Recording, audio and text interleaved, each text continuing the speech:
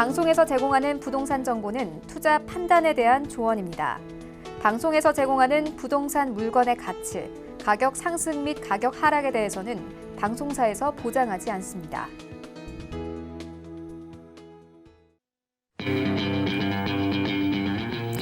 안녕하세요. 황금부동산투자 황부자 진행의 강주림입니다. 최근에 이 은퇴 준비를 하시는 분들 보면요. 부동산 투자를 활용하시는 분들이 정말 많습니다. 그런데 부동산 은퇴 설계에는요. 정답이 없다고 합니다. 도심을 떠나서 전원 생활을 하는 게 낭만적이고 노후 건강에는 참 좋을 것만 같지만 이게 모두에게 또 잘 맞는 것은 아니라고 합니다. 중요한 것은 개개인에 맞는 맞춤형 부동산 은퇴 설계가 좀 필요해 보이는데요. 혹시나 은퇴를 준비하고 계시거나 아직 설계가 안 되신 분들 계시다면 오늘 저희와 함께 세워보시는 건 어떨까 싶습니다. 방송 보시다가 궁금하시거나 상담 원하시는 분들 전화 또는 문자 열려 있습니다. 010-33-2600번과 013-3366-0110번으로 많은 연락 주시기 바라겠습니다. 황부자 오늘도 힘차게 출발합니다.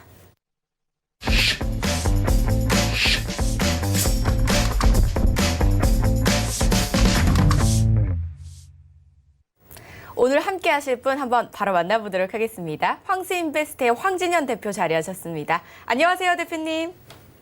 네, 반갑습니다. 황진현입니다. 오늘도 한 주간의 이제 부동산 소식들과 투자할 만한 좋은 수익형 부동산 소개해드리려 나왔습니다. 오늘도 힘이 되는 정보 드리겠습니다.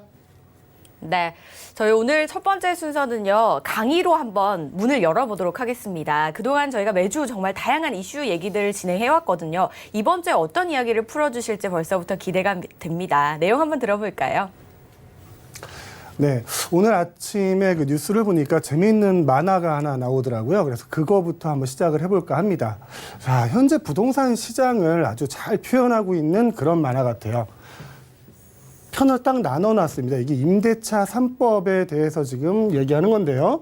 이제 집주인은 시세대로 올려받지 못한다는 불만이 있겠죠. 계약갱신 청구권도 있고요. 전월세 상한제에 올려서 5% 내에만 올려야 되고, 그것도 이제 지자체에서 정하는 그 금액만큼만 올려야 된다라는 얘기가 있고, 또한 임대인은 대부분 이제 그 노후를 준비하시는 분들이 많이 계십니다. 그래서 여기서 월세를 받거나 전세금을 받아서 노후를 준비하시는 분들인데, 그 노후 준비하는 그 금액을 가지고 이제 세금이 많이 올라가잖아요. 세금 문제 때문에 고민하는 모습이고요. 또 거기에 이제 임차인들은 임대인이 이런 고민이 있다 보니까 이 물건이 많이 안 나올 거예요. 시장에 물건이 줄어들고 또 전세에서 월세로 전향하는 분들이 많아서 세입자분들은 이제 월세로 가야 될지 전세로 가야 될지 이런 걸 고민하는 만화가 있었습니다. 또 다음 거는 이거죠. 무주택자와 다주택자를 또 나눠놨어요. 자, 무주택자는 지금 천정부지로 올라가 있는 아파트 가격이 걱정이고요. 또 아파트를 구입하려고 하면 대출이 좀 필요한데 대출 규제까지 있어서 이제 그냥 닭 쫓던 게 지붕 쳐다보듯이 이렇게 갖고 싶지만 가질 수 없는 현실을 이렇게 그림으로 표현하고 있고요. 또 다주택자는 양도세다, 보유세다, 그리고 매물을 팔지도 못하게 하는 이게 출구 정책이 없는 정책으로서 이제 고통을 받는 이런 모습을 만화로 그려내고 있습니다. 또 있죠. 이거 말고도 요즘 그 정부에서 발표하는 모든 부동산 정책은 이렇게 양면으로 나뉘는 것 같은데요. 하나는 청년하고 신혼부부를 위한 공급을 많이 하겠다, 임대주택을 짓겠다, 특별공급을 늘리겠다 이런 얘기들을 많이 합니다.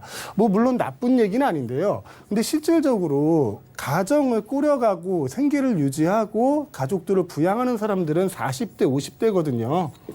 그래서 40대, 50대가 평생 동안 청약저축을 넣고 무주택자로 지나면서 가점을 많이 쌓아놨는데 물량들을 이렇게 특별공급으로 많이 빼버리니까 이 40, 50대의 주택 마련이 점점 어려워진다. 이런 만화도 있었어요.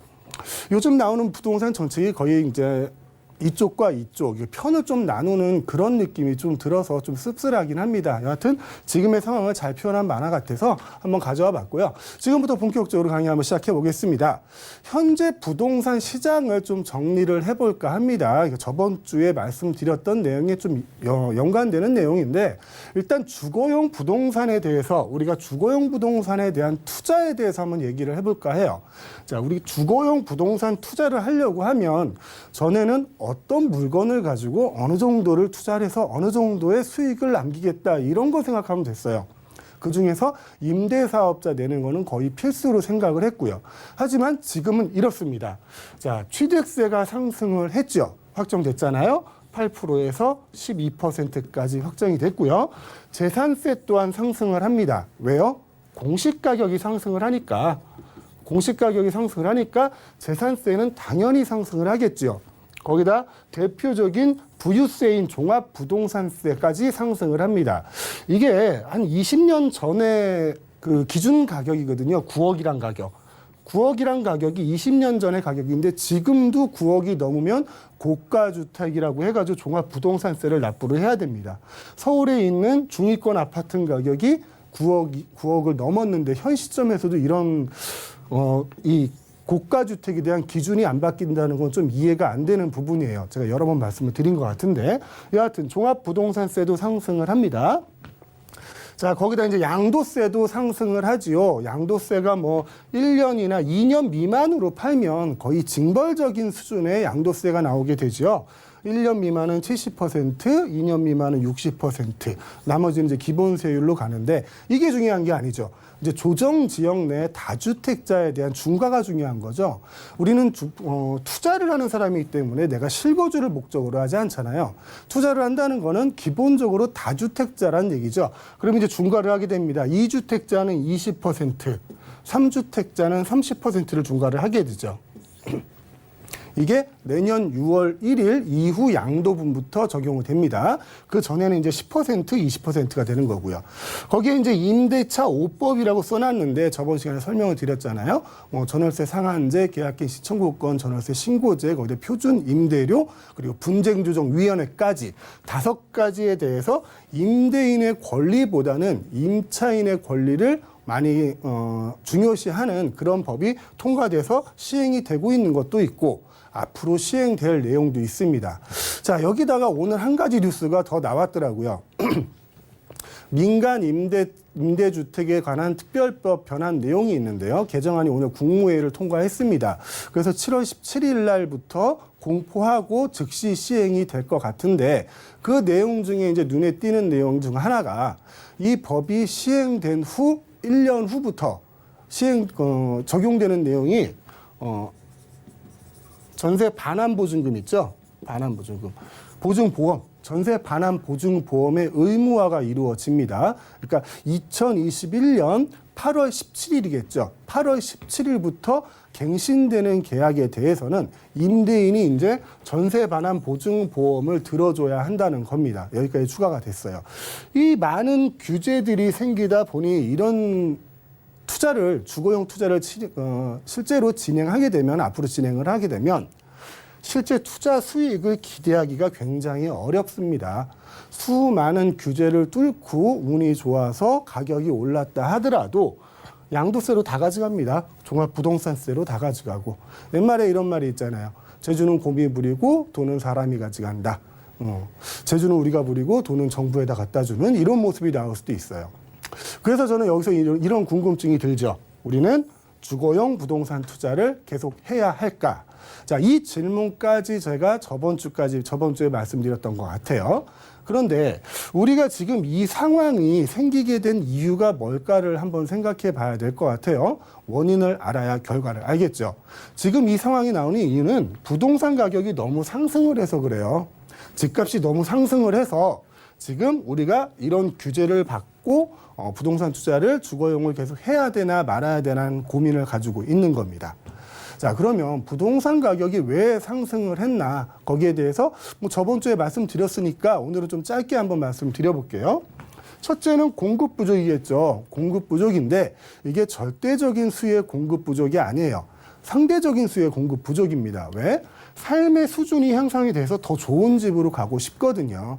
우리가 1가구 1주택이 넘어선 지는 지금 10년이 넘었습니다. 근데 그 주택 수에 포함된 게 뭐 등기만 주택으로 나 있으면 다 포함이 되는 거예요. 전라도 곡성에 한 50년 된 폐가도 주택으로 인정을 하고요. 지금 서울 시내에 노후주택 비율이 43%에 이른다고 하는데 이 또한 주택수에 포함이 되는 겁니다. 이 43%에 살고 있는 사람들도 좋은 집으로 가고 싶은 거거든요.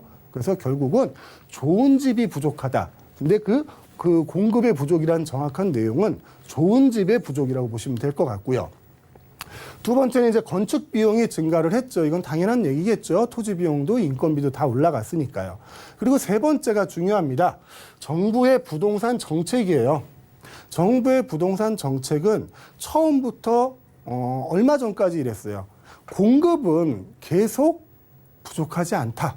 부족하지 않다. 이렇게 얘기를 했어요. 그래서 앞으로 공급을 계속 안 늘릴 거야. 안 늘릴 거야라고 시장에 계속 시그널을 주었습니다. 그렇다 보니 더 좋은 집이 많이 안 생기겠구나 하고 더 그 집을 사고 싶어 하는 거겠죠. 그리고 좋은 집이 될 가능성이 큰 재건축이나 재개발 같은 그곳을 위주로 가격이 상승을 했던 거고요. 자, 다음은 부동산의 특징이죠. 뭐 이런 특징들 때문에 가격이 올랐다고 봅니다. 자, 여기서 이제 공급 부족이라는 내용을 알아봤고요. 그리고 그보다 더 중요한 내용이 있다고 말씀드렸죠. 저번 주에. 저금리입니다. 저금리. 지금 저금리 기조가 오랫동안 유지가 되고 있고요. 거기다 이제 코로나 팬데믹 때문에 시중에 부동자금이 한 약 1조 2천억 정도 풀려 있대요. 굉장히 많은 돈이죠. 그 돈들이 필요 있으면 어떤 식으로 되냐면은 투자처를 찾아야겠죠. 투자처를 찾아야 되는데 뭐 기본적으로 우리가 일반적으로 할 수 있는 투자가 주식 아니면 부동산이잖아요. 그런데 그보다는 안정적인 자산, 주식보다는 안정적인 자산, 부동산에 투자를 많이 하신 거죠. 시장의 현금 유동성이 많이 증가를 했습니다. 그리고 2000년대 중반에도 서구에도 이런 일들이 많이 있었어요. 가격이 많이 상승했다는 얘기죠. 근데 마지막에 질문을 제가 이렇게 드렸어요. 저금리 시대가 끝나면이라고 제가 질문을 드렸습니다. 자, 우리가 지금 가격이 상승했다는 이유가 첫째는 공급 부족이고 두 번째는 정부의 부동산의 정책 탓이라고 치고 세 번째는 저금리라는 이유를 들었습니다. 그럼 앞으로의 부동산 시장은 어떻게 될 것인가에 대해서 한번 알아보도록 할게요. 먼저 공급에 대한 내용입니다. 그동안 계속 공급은 충분하다. 공급하는 양은 충분하다. 지금 집이 부족한 거는 투기꾼들 때문이다라고 얘기를 했던 정부가 본격적으로 공급에 대한 얘기를 하기 시작했습니다. 얼마 전에 나왔죠. 8.4 주택 공급 확대 방안입니다. 정확하게 이제는 공급을 늘리겠다라고 얘기를 하고 있어요. 서울 권역 중심으로 13만 가구를 짓겠다고 합니다. 공급을 하겠다고 해요. 근데 이 중에는 상당수의 임대 가구도 포함이 되어 있습니다. 자, 이 내용들을 어떤 식으로 공급을 하겠다라고 하는 거냐면 신규 택지를 발굴을 하겠답니다. 자, 태릉 CC 대표적으로 뉴스에도 많이 나오고 하잖아요. 그리고 용산 얘기도 나왔고요. 과천 청사 얘기도 나왔고요. 등등등 정부가 가지고 있는 철도 용지라든가 관공서 용지라든가 그런 유휴부지를 활용해가지고 공급을 하겠다고 얘기를 했습니다. 또 재건축도 완화하겠다고 했습니다. 자, 기존의 재건축 같은 경우는 원래 500호를 질 수 있으면 용적률을 더 받아서 600호를 짓게 만든다 그랬어요. 그중에 50호는 기부 체납을 해라 라고 했고요. 자, 공공임대, 공공참여형 재건축 같은 경우는 원래 500호를 질 수 있는 것을 1000호를 질 수 있게 용적률을 2배로 올려주는 거죠. 2배로 올려주는 대신에 기부 체납을 250호를 해라. 500호를 더 짓는 대신에 250호에 기부 체납을 해라 이렇게 얘기를 했습니다. 일단 숫자상으로 보면 그렇게 나쁘지 않죠. 숫자상으로 보면은 일반 분양분이 250호가 더 생기는 거예요. 근데 여기서 이제 간과한 내용이 있습니다. 자, 재건축을 하는 조합원이 시행사의 자격을 갖잖아요. 조합원들이 시행을 하는 거거든요. 근데 그 조합원들은 더 좋은 집에 살고 싶어서 그 시행을 하는 겁니다. 자기가 분담금 내가면서 이주해가면서 하는 건데 그 사람들이 이런 생각을 했을 거예요. 아, 내가 사는 집에 뭐 레미안이 들어온다. 아니면 뭐 자이가 들어온다. 뭐 이런 식으로 생각을 했을 거예요. 근데 공공참여형 고밀도 재건축 이뤄가면은 레미안이나 자이가 아니라 LH가 들어옵니다. 휴먼시에가 들어온다는 얘기죠. 브랜드 차이가 좀 많이 나죠. 그리고 우리가 기본적으로 알기도 뭐 LH보다는 레미안이나 자이가 집을 더 잘 진다. 설계도 잘하고 뭐 이런 걸로 알고 있고요. 두 번째 간과한 내용은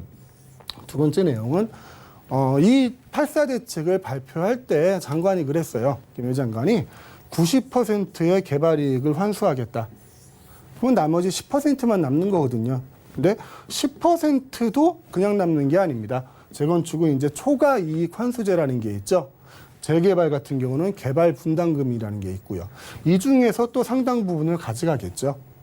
내가 사는 집에 레미안도 안 들어오고 휴먼시에가 들어오는데 반은 임대 아파트예요. 거기다가 LH가 들어옵니다. 거기다가 남는 금액은 다 가져간대요.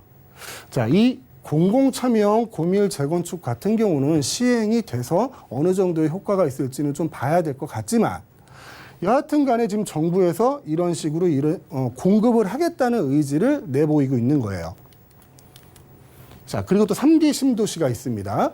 3기 신도시에만 30만 가구가 공급이 되죠. 이미 확정이 됐고 토지 보상도 다 오고 있고요. 빠르면은 2년 정도면 실질적인 입주 물량이 나오기 시작할 겁니다. 2년은 너무 짧고 한 3년은 걸리겠네요. 실질적인 입주 물량이 나올 거고요. 수도권에 30만 호 계획 추진 현황입니다. 자, 파란색은 이미 지정 완료가 된 곳이고요. 일단 지구 단위로 지정을 해야 되니까 빨간색은 진행 중인 곳이에요. 그동안 공급을 계속 안 하겠다고 말하던 정부가 이제 구체적으로 공급에 대한 얘기를 하고 있습니다. 자, 첫 번째 우리가 부동산 가격이 상승했던 이유 중에 하나를 공급 문제라고 들었거든요. 근데 정부가 이렇게 바뀌었던 거죠. 자, 본격적으로 공급 대책을 논의했습니다. 그리고 시장에 대해서 이제 집을 공급할 거야라는 그 시그널을 주고 있어요. 전에는 공급을 안 할 거야, 안 될 거야 했는데 지금은 공급할 거야로 바뀌었어요. 자, 두 번째. 지금 굉장히 부동산 때문에 시끄럽지 않습니까? 자, 2년밖에 안 남았잖아요. 차기 정부의 공약 1호는 안정적인 주택 공급이 될 겁니다. 그것도 이제 민간이 주도하는 재건축이나 재개발. 그러니까 사람들이 살고 싶어 하는 그곳에다 집을 지어주는 게 아마 공약 1호가 되지 않을까. 그 가능성이 굉장히 높아요. 그리고, 보유세나 뭐 이런 그 부동산을 가지고 있는 규제들 통해 가지고 다주택자하고 임대사업자의 물량이 이제 시장에 공급이 될 겁니다. 물론 자금력이 있으신 분들은 버틸 수 있어요. 버틸 수 있는데 그렇지 못한 분들은 최대한 빨리 혜택을 조금이라도 받을 수 있을 때 시장에 물건을 내놓는 게 맞겠죠. 그래서 다주택자하고 임대사업자의 물량들이 내년 정도면 아마 본격적으로 시장에 공급이 될 것 같고요.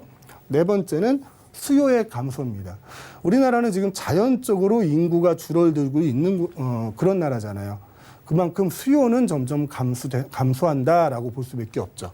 자, 처음에 공급에 대한 문제 때문에 집값이 상승했다 했는데 공급에 대한 문제가 이렇게 좀 정리되는 것 같아요. 이렇게 정리가 되면 결국은 공급은 확대가 된다는 얘기입니다. 공급 문제는 뭐 1, 2년 만에 끝나는 건 아니지만 최소한 2, 3년 후에는 공급에 대한 결과가 나온다는 거예요. 입주할 수 있는 물량. 그 물량들이 시장에 대한 가격에 대해서 조정할 수 있는 그런 시간이 오고 있다는 겁니다. 자, 일단 첫 번째 공급에 대한 문제는 요만큼 정리를 하고요. 다음은 저금리에 대한 문제 한번 정리해 볼게요. 이게 예전에 신문 기사입니다. 70년대 신문 기사예요. 저 박정희 대통령이 있을 때인데요. 이때가 이제 남서울 개발 계획이 한참일 때예요. 그러니까 북부인들이 현금 다발 가지고 이제 파밭, 배밭 이런 거 사러 다닐 때인데 그때 압구정에 이제 아파트가 개발되기 시작했습니다. 그때 어떤 일이 있었냐면 그 아파트 가격이 천정부지로 올라가는 거예요. 투기꾼들 때문에. 그때는 진짜 투기 세력이었죠. 공정치 못한 정보를 가지고 시세 차익을 얻는 거니까 투기라고 볼 만하죠. 그래서 박정희 대통령이 어떤 조치를 취했냐면 금리를 올립니다. 대출 금리를 3%를 올려버려요. 이때만 해도 예금 금리가 10% 이상이었을 때니까요. 근데 예금만 해도 10%가 넘는 이윤을 가져왔었는데 그보다 부동산 가격이 많이 상승했으니까 부동산 쪽으로 자금이 많이 몰렸겠죠. 그래서 처음에 금리가 올립니다. 금리를 올리니까 어떤 효과가 나오냐면요. 81년 6월에 정부에서는 주택 경기 활성화 대책을 내놓습니다. 그만큼 부동산 경기가 다운됐다는 거예요. 금리를 올린 그 이유 하나 가지고도요. 그 뒤로도 여러 가지 일이 있었죠. 뭐 금융위기도 있고 뭐 이런 일이 있었는데 여하튼 부동산 가격을 조절하는 역할을 금리가 해왔습니다. 그리고 마지막에 박근혜 정부가 주택시장 정상화 방안 이걸 내놓는 거는 이제 금융위기 때문에 그러죠. 금융위기 때문에 이제 굉장히 부동산 업계가 힘들어져 가지고 그때 주택시장 정상화 방안을 내놓게 됩니다. 자, 이거는 기준금리 변화와 M1의 증가율입니다. 자, M1이라는 거는 당장 사용할 수 있는 현금 얘기하는 거예요. 예금이나 적금 같은 거. 기준금리가 내려갈수록 M1은 올라갑니다. 시중에는 현금이 많이 돈다는 거죠. 그러니까 많은 현금들이 이제 투자처를 찾는데 그 중에 지금까지는 부동산이 우위에 있었던 거고요. 현재 주식도 실물 경제는 어렵지만 주가는 계속 올라가고 있는 좀 이상한 현상을 보이고 있는 거잖아요. 자, 밑에는 M2 대비 M1 비중이고 단기 부동자금 증가율입니다. M2는 총 통화량이라고 보시면 될 것 같아요. 총 통화량 중에 M1 그냥 빼서 쓸 수 있는 그 비중이 점점 높아지고 있어요. 점점 높아지고 있고요. 자, 단기 부동자금이라는 건 1년 내에 뭐 예적금을 다 포함한 거죠. 그런 그 단기 자금도 굉장히 높아가고 있습니다. 자, 이건 무엇을 의미하냐면 시장에 그만큼 현금이 많다는 거예요. 결국은 저금리 때문에 시장에 현금이 많고 현금이 투자처를 찾기 위해 부동산으로 유입이 됐다는 얘기입니다. 자, 이건 비단 우리나라만의 문제는 아니에요. 유럽에서는 벌써 14년도에 마이너스 금리를 기록했었습니다. 그 결과 4년 동안 유럽 주요 국가들도 이만큼 부동산 가격이 상승을 했어요. 우리나라만의 얘기는 아니라는 걸 말씀드리고요. 지금 현재는 어떠냐? 자, 부동자금이 1,100조를 넘어섰다고 합니다. 그리고 집값 자극하는 단기 부동자금 급증 때문에 한국은행이 고민을 하고 있다 그래요. 이거는 왜 그럴까요? 자, 기준금리를 내려가지고 지금 경기 부양을 하기 위해서 현금을 많이 풀었는데 그 돈들이 부동산으로 들어갔어요. 지금처럼 부동산 투기 자금으로 바뀌는 거죠. 그러면 그 현금을 걷어들이기 위해서는 기준금리를 올려야 되는데 기준금리를 올리기에는 지금 경기 상황이 너무 안 좋거든요. 그래서 한은이 고민하고 있다 이런 내용이고요. 뭐 초저금리 시대에 대한 돈, 지금 부동자금 1,200조 어디로 가야 되나 이런 내용입니다. 자, 통화량과 단기 유동성 추이인데요. 이게 M1이에요. 지금 1,100조에 가까운 돈, 이게 5월달 기준이니까요. 1,100조에 가까운 돈이 그냥 은행에 있는 예적금입니다. 바로 뽑아서 쓸 수 있는 돈. 어디든 투자처가 나오면 투자를 할 수 있는 그 금액이고요. 이거는 M2 대비 M1 비중. 총 통화량 중에 단기 자금의 비중이고요. 점점 높아지는 것을 볼 수 있습니다. 기존에 비해서 많이 높아졌죠. 그만큼 시중에 돈이 많다는 얘기입니다. 요거는 우리나라하고 꼭 맞는지는 모르겠는데 일본의 경우가 이랬어요. 일본이 88년도에 도쿄 땅값이 굉장히 많이 상승을 했습니다. 이때 도쿄의 땅을 팔면 미국 본토 4개를 살 수 있다 그랬어요. 그 정도로 땅값이 많이 올랐어요. 근데 왜 올랐는지 보면 70년대 이제 오일 쇼크로 인해서 경기 부양을 위해서 저금리 상태를 유지를 합니다. 그러다 보니까 이제 인플레이션이 일어나요. 인플레이션 자체가 나쁘진 않아요. 경기까지 좋아지면 인플레이션 자체가 나쁘지는 않지만 이제 물가만 상승하고 경기는 침체되어 있습니다. 지금 우리나라하고 비슷한 경우죠. 경기는 침체되어 있는데 물가는 올라가요. 물가도 올라가고 부동산 가격도 이상하게 올라가고요. 그걸 스태그플레이션을 부릅니다. 자, 이 상황이 우리나라에만 있었던 건 아니에요. 전 세계적으로 있었고 선진국 5개국이 모여가지고 이런 결정을 내립니다. 금리를 인상하자. 그리고 엔화를 평가절상하자. 이때 1달러에 한 250엔 정도 했었는데 평가절상 돼가지고 120엔 정도로 떨어졌대요. 그랬더니 일본 기업들이 굉장히 힘들겠죠. 엔화의 가치가 높아졌으니까 굉장히 힘들어졌을 겁니다. 그래서 다시 저금리 대책을 써요. 경기를 활성화시키기 위해서 시장에 현금을 많이 유통을 시킨 거죠. 근데 그 돈이 부동산으로 들어가요. 그리고 투기로 바뀝니다. 부동산 가격이 이때 뛴 거예요. 이때 일본은 토지를 사면 대출을 한 120% 정도 해줬대요. 거기다 집을 진다 그러면은 그 총 가격의 150%의 대출을 해줬다고 합니다. 그냥 내 돈 하나도 없이도 그냥 살 수 있었던 거죠. 그만큼 가격이 많이 올라가니까. 이게 저금리 대책을 쓴 결과였어요. 그러다 보니 어떡합니까? 다시 고금리 대책을 써야겠죠. 근데 이때 일본은 굉장히 짧은 기간에 많은 금리를 올렸어요. 그런 결과 어떻게 됐냐? 부동산 가격은 폭락을 했고요. 부동산에 투자를 해주고 대출을 해줬던 금융회사는 도산을 했습니다. 그 과정이 여기겠죠. 자, 물론 우리나라하고 똑같지는 않겠지만, 우리나라가 뭐 대출을 100%씩 해주진 않으니까요. 똑같지는 않겠지만 충분히 가능성 있는 얘기죠. 지금 우리가 저금리 시대에 살고 있으니까. 자, 금리를 올리고 내리는 거에 따라서 부동산 가격이 이렇게 적용을 받고 있다라는 걸 이해하기 위해서 이걸 썼고요. 우리나라가 저 정도는 아니겠지만 우리나라의 행정체계라든가 관료체계 그리고 뭐 금융체계들이 일본하고 많이 흡사한 건 사실이잖아요.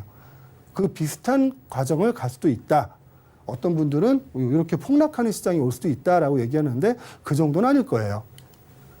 자, 그럼 공급 물량은 증가한다고 계속 얘기를 하고 있습니다. 앞으로는 공급 물량이 증가할 거예요. 확실한 내용이죠, 거의. 뭐 1년에 30만 원씩 진대니까요. 그리고 정부의 주거용 부동산 투자의 규제가 또 문제가 됩니다. 투자 이익을 다 환수하기 때문에 실질적인 투자 이익을 보기가 힘든 거예요. 세 번째, 언젠진 모르겠지만 저금리를 계속 유지할 수는 없습니다. 현금 유동성이 계속 많아지고 저금리를 계속 유지하면 가장 문제되는 게 화폐 가치가 떨어져요. 화폐 가치가 떨어지게 되면 지금하고 비슷한 경우가 되겠죠. 뭐 어느 날 10억 하던 아파트가 1년 후에 갔더니 30억을 해요. 그거는 부동산 가격이 올라갔다기보다는 화폐 가치가 떨어졌다고 보는 게 맞을 겁니다. 이 저금리의 결과이죠. 여하튼 간에 저금리 시대의 끝은 올 거예요. 현금 유동성이 감소한다는 거죠. 앞서 말씀드린 부동산 가격이 상승하는 이유 중에 세 가지가 다 나왔네요. 앞으로 공급은 증가할 것이다. 주거용에 대해서 말씀드리는 겁니다. 그리고 정부의 주거용 부동산 투자 규제는 계속되고 있습니다. 오늘 발표된 내용까지 쉽게 바뀌지는 않을 것 같은데 여하튼 계속되고 있고 한번 만들어진 법을 다시 바꾸기도 힘든 거니까요. 그리고 세 번째, 저금리는 언젠간 끝이 납니다. 언젠간 끝이 나는데 언제라고 말하기는 어렵지만 가까운 시일 내에 뭐 코로나 사태가 진정될 무렵이면 지금의 기준금리보다는 상당히 올라갈 것으로 예상을 합니다. 자, 이런 징조들을 가지고 우리는 어떤 걸 예상할 수 있는지 저는 이렇게 말씀드리고 싶어요. 자, 주거용 부동산의 가격이 조정될 것이다. 또는 하락할 것이다. 이 중에 하나만 가지고도 가격 조정은 들어갑니다. 근데 이게 세 개가 같이 겹친다. 그럴 때는 이제 하락장이 올 수 있겠죠. 하락장이 온다고 보는 게 맞을 겁니다. 지금부터 공급하겠다는 그 주택들이 입주하는 시점에 맞춰서 고금리가 된다. 그러면 대출을 받아서 입주하는 사람들은 그 집에 입주하기가 힘들 것 같고요. 이제 미분양 사태가 또 일어나겠죠. 새 집이 미분양이 되면 그 집은 또 할인 분양하게 될 것이고 기존 아파트의 가격도 하락하게 만듭니다. 자, 이 세 가지가 같이 일어나지 않기를 바라지만 만약에 이 세 가지가 같이 일어나게 된다면 부동산 시장은 틀림없이 하락 경기를 타게 될 겁니다. 그리고 지금 나와 있는 조건들만 가지고도 앞으로는 가격 조정이 일어날 것이다. 부동산 투자가 우리가 한 달, 두 달 이렇게 계산해서 하는 거 아니잖아요. 최소한 2, 3년, 못해도 5년 이상은 보고 투자를 진행하는 거니까 우리는 시장 예상도 한 2, 3년 앞을 봐야 되는 거죠. 2, 3년 후면은 시장에 입주할 수 있는 물량들이 많이 생긴다는 얘기예요. 당장 내년이면 다주택자나 임대사업자의 물건들이 시장에 나올 것이고요. 자, 이렇게 우리는 주거용 부동산 시장을 예상해 볼 수 있었습니다. 자, 그러면 앞으로의 부동산 투자는 어떻게 해야 될지 한번 생각해 볼 필요가 있겠죠. 첫 번째, 부동산 자체 내에서 수익이 발생을 해야 됩니다. 왜?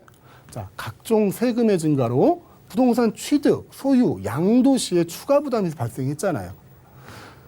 그러니까 취득 그리고 양도 이 두 가지를 합치면 거래세라고 보고요. 소유에서 나오는 거는 보유세라고 봅니다. 이제 자신 있게 말씀하셔도 돼요. 우리나라에서 부동산을 소유하고 있는 분들은 전 세계 어딜 가셔도 내가 그러니까 부동산에 관한 한 나는 최고로 많은 세금을 내고 있어라고 자신 있게 말하는 그 자긍심을 가져야 될 것 같습니다. 자, 거래세도 올라갔고 보유세도 올라갔어요. 모든 세금을 합치면 거의 세계 1등이 아닐까 싶습니다. 자, 수익이 발생하는 부동산에 대해서 우리는 수익형 부동산이라고 부릅니다. 자, 수익형 부동산이 주거용이 될 수도 있고 상업용이 될 수도 있고요. 그냥 토지가 될 수도 있어요. 여하튼 간에 그 부동산에서는 반드시 수익이 나와야지만 부동산을 보유할 수 있는 방법이 생깁니다. 자, 두 번째. 한번 올라간 세금은 절대 내려오기 힘들다라는 걸 인정하셔야 돼요. 지금 취득세 많이 올라갔죠? 종부세 많이 올라갔죠? 모든 세금이 올라갔는데, 다음 정권 되면 좀 내려올래나? 현 정부에서 욕을 다 먹고 세금 올려놨는데 다음 정부에서 왜 내리겠어요? 다만 한시적으로 중과 배제를 한다던가 이런 식으로는 나올 수 있겠죠. 그 적용 예외를 둔다든가 그럴 수 있는데 올라간 세금이 내려가기는 힘들 거예요. 그리고 저금리 시대에 그칠 준비하라. 이거 중요한 내용인데 많이 간과하셔요. 부동산 하시는 분들이 다른 금융이나 이런 쪽에 신경을 별로 안 쓰시는데 부동산이 굉장히 예민하게 반응을 합니다. 금리하고. 금리가 낮고 높음에 따라서 부동산 가격이 오르고 내리는 걸 여러 번 경험을 했고요. 실질적으로 일어나고 있고. 자, 이런 세 가지 조건을 가진 상태에서 우리는 부동산 투자를 진행해야겠습니다. 물론 수익형 부동산 이쪽으로 해야겠죠. 아주 단순하게 제가 계산을 한번 해봤어요. 제목은 선택의 시간이라고 썼는데 똑같이 4억을 투자를 합니다. 현금 4억을. 자, 주거용 부동산의 대표적인 건 아파트겠죠. 그리고 수익형 부동산, 업무용 부동산의 대표적인 건 상가일 겁니다. 자, 4억을 투자했을 때 취득 금액이 아파트는 10억이 될 거고요. 전세를 6억을 준다고 했을 때 상가는 그냥 4억입니다. 그리고 임대 금액은 2천에 150 정도는 줄 수 있을 겁니다. 이 평균적인 금액이니까. 자, 임대 기간은 계약갱신 청구권까지 써서 4년, 상가도 4년으로 넣습니다. 취득세는 8%에서 12%, 그리고 상가는 4.6%. 자, 종부세 그냥 러프하게 계산했습니다. 현재 상태에서 계산하면 한 415만 원 정도 나와요. 근데 이게 계속 올라가죠. 올라가고 세율 구간 자체가 바뀔 수도 있어요. 그러면 4년이면 거의 2천만 원 이상은 낸다고 보시면 될 것 같고요. 자, 상가는 종부세의 대상이 아닙니다. 종합부동산세가 나오지 않아요. 토지 가격이 80억을 넘지 않는 이상은. 자, 재산세는 10억에 대해서 낼 겁니다. 상가는 4억에서 낼 거고요. 자, 투자 기간이 다 끝나고 4년 후에 아파트를 양도해서 2억의 수익을 냈다고 해볼게요. 그리고 상가도 4년 후에 매매를 했다고 해볼게요. 자, 아파트는 2억의 수익이 남았고요. 상가는 부동산이 그대로 있으면서 7,200만 원의 현금 수익이 생겼습니다. 양도소득세, 자, 66%에서 70% 봐야겠죠. 그러면 내가 남는 금액은 5천만 원 전후가 될 거예요. 2억 정도가 양도 차익이 남는다고 해도. 자, 상가는 그냥 기본세율입니다. 그리고 임대소득은 계속 나오고 있고 건물 또한 가지고 있죠. 또 상가는요. 부가가치세를 환급을 받습니다. 상가는 이제 토지하고 건물이 있는데 건물분에 대해서는 부가가치세가 있거든요. 자, 부가가치세를 환급을 받고 또 종합부동산 부과 대상이 아니라는 거죠. 아주 단순하고 러프하게 계산을 해놨습니다. 자, 지금까지 제가 말씀드린 내용을 종합해 보시면 우리가 어떤 부분으로 이제 투자를 해야 될지 판단에 도움이 되시라고 말씀을 드렸고요. 자, 오늘 강의는 여기까지 하겠습니다. 부동산 상승 원인에 대해서 좀 분석을 해봤는데요. 그중에서 뭐 공급 부족 부분은 곧 있으면 어느 정도는 해결이 될 수 있을 것 같고요. 저금리 현상은요, 단순히 부동산뿐만이 아니라 이 경기와도 상관이 있기 때문에 빠른 시일 내에 해결이 되진 않겠지만 언젠가는 또 끝난다라고 말씀을 하셨습니다. 그때를 보고 조금 장기적으로 준비하는 시간이 필요할 것 같은데요. 어떻게 준비를 해야 될지 모르시겠는 분들을 위해서 저희가 전화 문자도 열려 있고요. 세미나 시간도 있다고 해서 먼저 고지드리겠습니다. 전화번호는 02-3153-2600번, 문자는 013-3366-0110번으로 연락 주시면 되고요. 세미나 자리도 이어서 설명해 드릴게요. 617-710 부동산 정책 두렵지 않다. 자, 위기 속의 기회를 잡기 위한 이야기 나눠보시기 바라겠습니다. 매주 토요일 오후 2시부터 2호선 신촌역 인근에서 진행이 되고요. 화면을 통해 나가고 있는 번호로 예약하신 후에 참석해 주시기 바라겠습니다. 많은 분들 참석해 보시면 좋을 것 같고요. 저희는 이어서 알짜 지역 분석 한번 해보도록 할게요. 첫 번째 지역부터 바로 만나보시죠. 경기도 성남시 성남동 8호선 수진역에서 도보로 약 3분 거리 역세권에 위치한 상가입니다. 전용 면적 약 30제곱미터, 시세는 4억에서 4억 1천만 원으로 형성돼 있습니다. 8호선 수진역에 위치한 상가라고 합니다. 일단 역세권이고요. 성남시 성남동인데요. 자, 성남동은 주변에 주거 지역이 참 많지 않을까 싶거든요. 일단 저희 개요와 추천 포인트 한번 짚어볼게요. 네, 오늘은 성남에 있는 상가를 준비해봤습니다. 상가 당연히 1층 상가고요. 8호선 수진역 근처에 있고요. 유형은 상가입니다. 자, 전용은 30평방미터, 그리고 시세는 4억에서 4억 1천만 원에 형성이 돼 있고, 여기는 부가세가 별도로 붙습니다. 아까 말씀드린 건물에 대한 부가세. 자, 여기 추천 포인트를 한번 알아볼게요. 자, 성남에는 약 17,000명 정도가 살고 있고요. 지금 이 물건 주변에. 그리고 인구는 33,000명입니다. 자, 더욱 좋은 건 뭐냐면 상권 주변에 9개의 학교가 밀집되어 있습니다. 그만큼 고정적인 유동인구가 있다는 얘기겠죠. 그리고 주변에 5,000세대 이상의 주거 공간도 있고요. 자, 수진역과 가깝고 8호선에서도 접근성이 좋습니다. 성호시장이 바로 맞은편에 있는데 그 성호시장은 자체 재개발이 확정돼서 앞으로 개발이 진행될 예정이고요.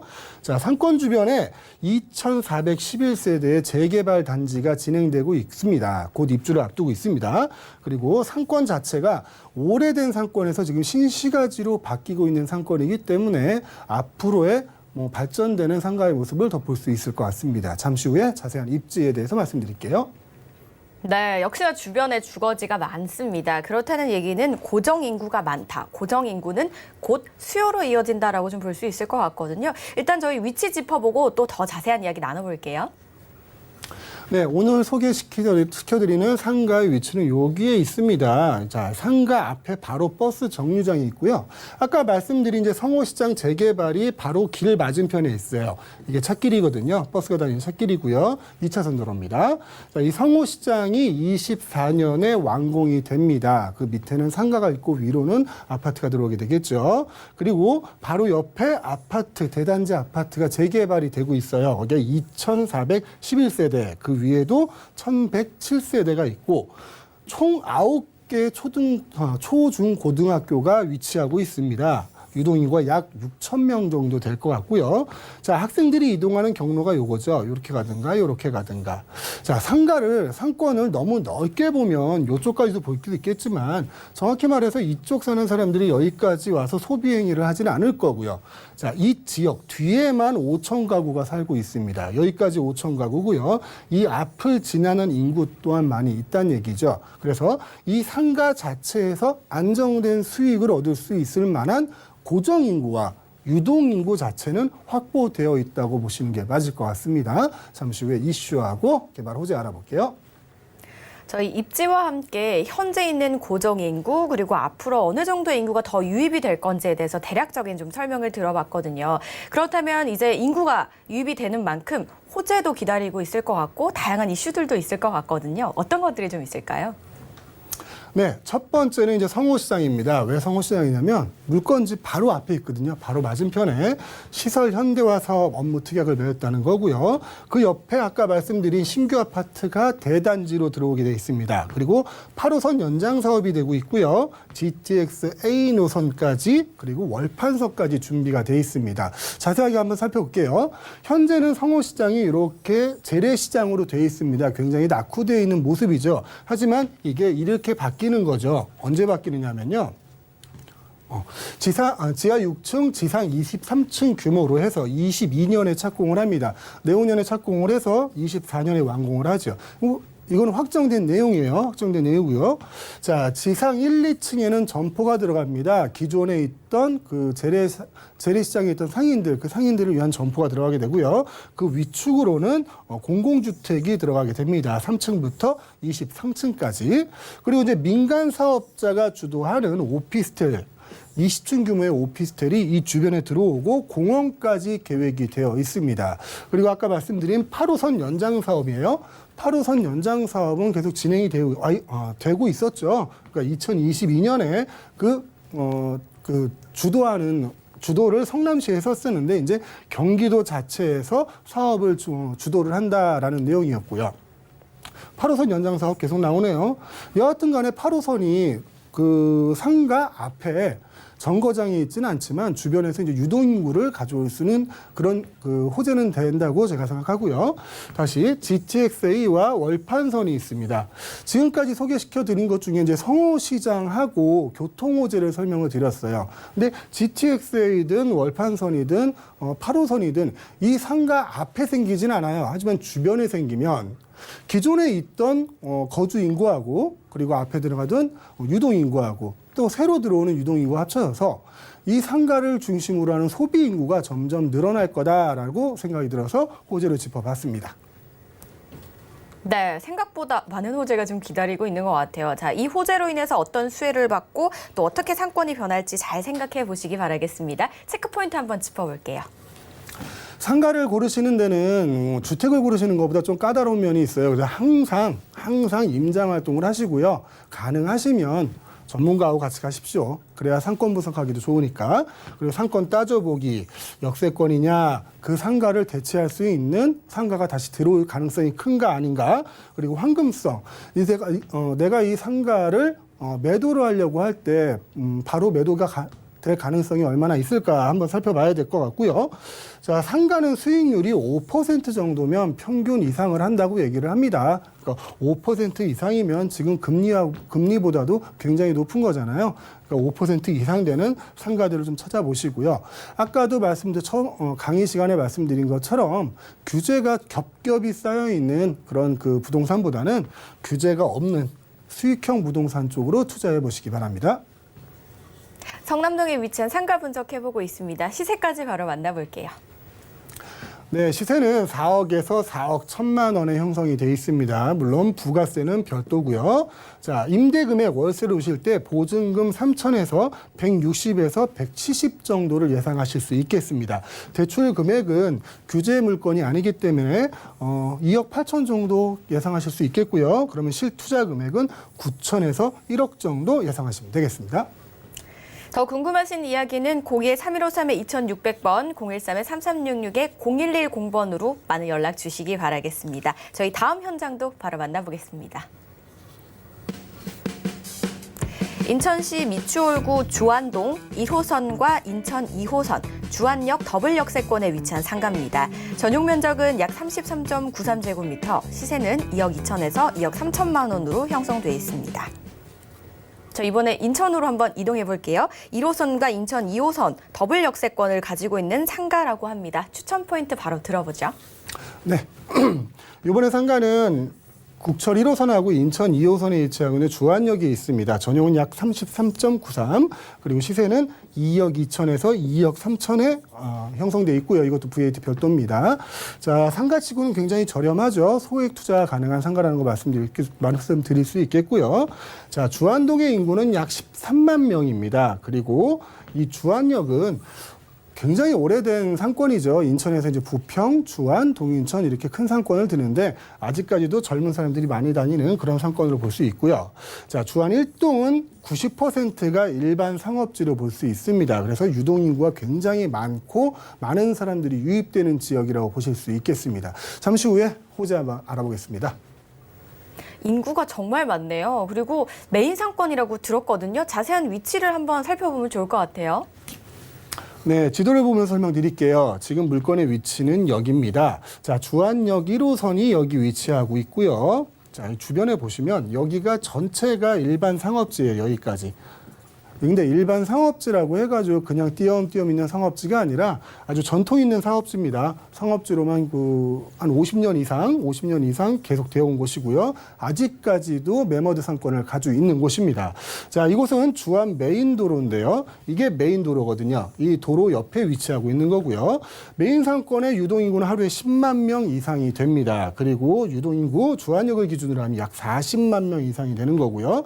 이 주안 주변에는 주택들이 굉장히 좀 노후돼 있어요. 이 상업지 내에서는 굉장히 휘황찬란하지만 주변의 주택들은 굉장히 노후돼 있는 걸 볼 수 있는데요. 그쪽이 이제 재개발, 재건축 사업들이 진행 중입니다. 진행 중이고 실제 지금 건축하고 있는 것도 있고요. 이 밑에 보면 주안 2사동 재정비 촉진지구라고 되어 있는데 이곳에도 벌써 많은 아파트들이 분양이 됐고요. 이 지역 자체가 많이 바뀌고 있다는 걸 알 수 있습니다. 자, 이런 내용을 다 빼고라도 주안은 상업지로서 굉장히 유명한 곳이고요. 그 한가운데에 있는 물건이라고 설명드릴 수 있습니다. 잠시 후에 그 호재에 대해서 좀 알아볼게요. 유동인구가 그냥 만 단위가 아닙니다. 10만 단위네요. 10만 명 그리고 40만 명 이상의 유동인구 그중에서도 메인에 위치하고 있는 상가라고 합니다. 자, 그리고 현재 이 주변을 통해서 재개발과 재정비가 잘 많이 이루어지고 있다고 하니까 더욱 기대가 되는 것 같거든요. 저희 호재 소식 한번 들어볼까요? 네, 첫 번째는 도화 1구역 주택 재개발 사업입니다. 자, 2009년 12월 21일 날 지정이 됐고요. 조합 설립까지 받은 겁니다. 그리고 현재 사업 시행 인가가 변경이 진행 중인 거예요. 변경이 진행 중이고 조만간 이 주택 재개발 사업이 관리 처분 계획이 날 것 같다. 이런 기사들이 나오고 있습니다. 두 번째, 주안 2사동 재정비 촉진 지구입니다. 이 또한 아까하고 같아요. 노후된 주택, 많이 모여있는 밀집된 주택들이 신식된 새로운 아파트로 많이 바뀌는 지역을 얘기합니다. 그만큼 유입 인구도 많아지겠지요. 다음은 GTX B노선입니다. GTX B노선이 주안역을 직접 들어오진 않아요. 하지만 그 주변에 한 두 정거장 되죠. 인천시청역에 들어오게 되는데 인천시청역이 유동인구로는 서울역 다음으로 많을 거로 예상이 되고 있습니다. 자, 주변에 재개발, 재건축이라는 호재가 들어온다는 거는 기본적으로 가구 수가 많아진다는 거죠. 가구 수가 많아지고 예전에 구불구불했던 길이 2차선 길이 4차선이 되고 공원이 생기고 학교가 늘어나고 생활 편의시설들이 많아진다는 얘기입니다. 그런 개발 호재들이 있다는 것은 그만큼 유입 인구가 많다는 거고요. 자, 기존에도 유동인구가 약 40만 명이 되는데 여기에다 개발 호재 그리고 교통 호재까지 앞으로도 주안의 상권은 유지될 것 같고요. 그 주안의 상권에 소액으로 투자하실 만한 상가라고 말씀드릴 수 있겠습니다. 네, 엄청난 유동인구와 이 호재를 그대로 흡수할 수 있는 메인 상권에 위치한 상가 만나보고 계신데요. 시세는 어떻게 좀 형성돼 있을까요? 네, 2억 2천만 원에서 2억 3천만 원 예상하시면 될 것 같아요. 시세는요. 그리고 임대 금액은 2천에 월 110 정도, 100에서 110 정도 예상하시면 될 것 같고요. 대출 금액은 1억 5천 정도 보시면 될 것 같고 그러면 실투자금이 5천만 원 정도면 될 것 같습니다. 1층 상가를 이 정도 금액에 투자할 수 있는 것, 그것도 일반 상업지에서 투자할 수 있는 곳은 그리 흔치 않습니다. 기회 놓치지 마시고 빨리 한번 연락 주세요. 저희 방송에서 제공하는 정보는 투자 판단에 대한 조언일 뿐 해당 부동산의 가치와 수익률을 보장하지 않는다는 점 기억해 주시기 바라겠습니다. 저희 인천에 위치한 인천 주안동에 위치한 상가까지 만나보셨는데요. 더 궁금하신 점 전화 문자 열어놓겠습니다. 02-3153-2600번, 013-3366-0110번 많이 연락 주시기 바라겠습니다. 좋은 말씀 주신 대표님과는 여기서 인사드리도록 하겠습니다. 고맙습니다. 오늘 알아본 지역 정보 다시 한번 만나보시죠.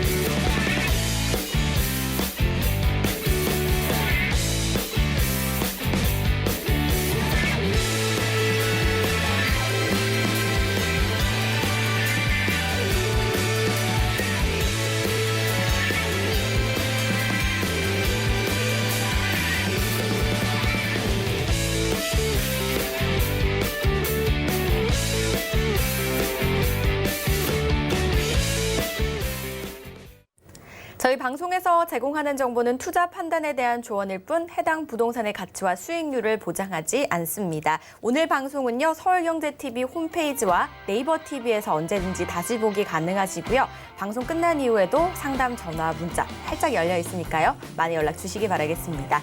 저희가 준비한 소식은 여기까지입니다. 시청해주신 여러분 고맙습니다.